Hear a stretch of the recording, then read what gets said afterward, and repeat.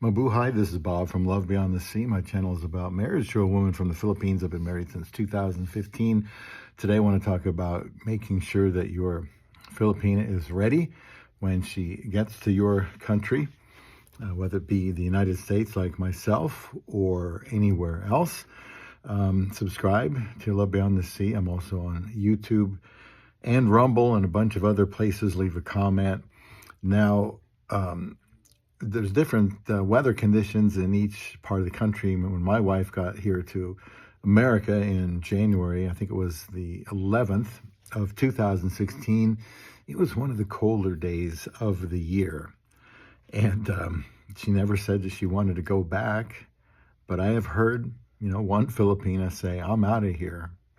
Now, I don't think she was married because she would have had to leave her husband, but she said, basically, this is too cold. I'm not going to live here. And so she went back to the Philippines. So one of the things you should talk to your Filipina coming over, if you live in a very cold place, you need to tell her how cold it is. Tell her what it feels like. How nobody wants to go outside certain days. And certain days, if it's snowing and freezing drizzle, the city doesn't want you to go outside. That it gets to the point of work sometimes is canceled. They tell you either, okay, you better wrap it up and go home, or you cancel first shift or third shift or something like that. It can get that bad. Show her some videos, even if you have to exaggerate it, just to let her know what the weather is like.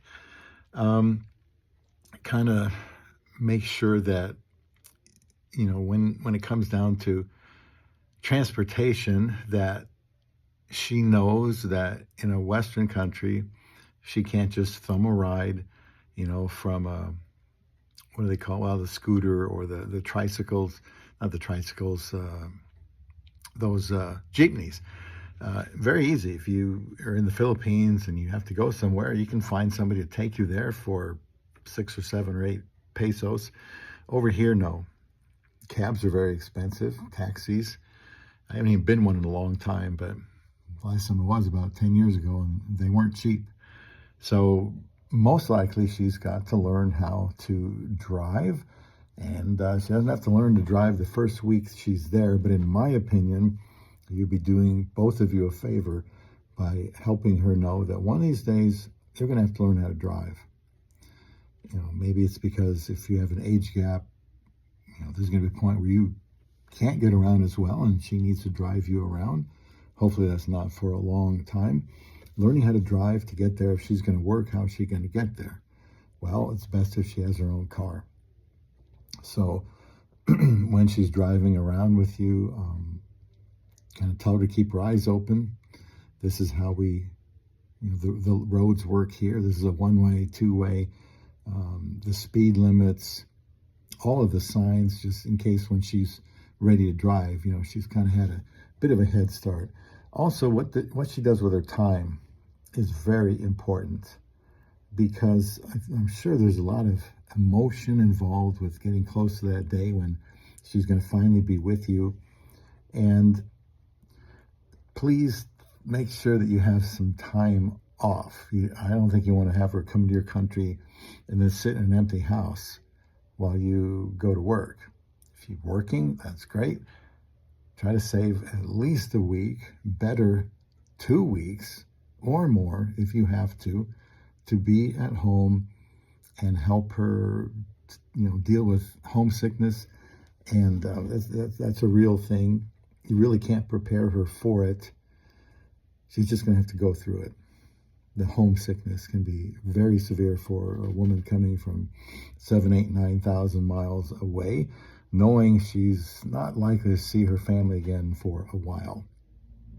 So make sure that you are there with her, and that you're doing things with her as much as you can. Try to keep her busy, keep her occupied. That's why it's best if you're there.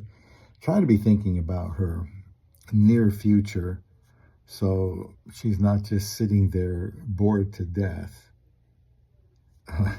So these are some of the risks that you take when you marry somebody from another country. And I'm going to have to, just won't answer this phone call. I don't know how it's going to affect the video. So she goes to another country. She's not going to know anybody. So what is she going to do? If she doesn't drive, she doesn't know anybody. Got to start introducing her to people. And she's most likely going to be shy. But you just have to introduce her to people nonetheless. Church for us was a very good place. Wherever you go on a regular basis and people that you see there, bring your wife. If you've got an age gap, don't be ashamed, to show her around. You certainly should not be. So if you can think of anything else to prepare your Filipina for, let me know in the comments. Perhaps you've been through this and you can have a nightmare story of being unprepared, or you were very well prepared. And what you did. I know one person has told me that they had a lot of Filipino food that they bought at a Asian market, I suppose, and he knew what she would want to eat, so he had that prepared. That's a really nice touch because it makes her feel, it eases the transition a bit, because it's possible she's not going to like the food where you are. So that's a good idea. So think about introducing her to people, showing her around the town. I can't think of a whole lot of others because for me it was 10 years ago when she got here, and my wife wanted to work. And so pretty much immediately we went to the Social Security office and got her a Social Security card. And that helps. I mean, if your wife isn't going to be working, then it's going to be more of a problem for her to keep busy. So if she's serious about working, I would recommend letting her work. Otherwise, she's probably going to say, I don't know what to do with myself and my time. And that's something to consider when you're going to bring over your love beyond the sea.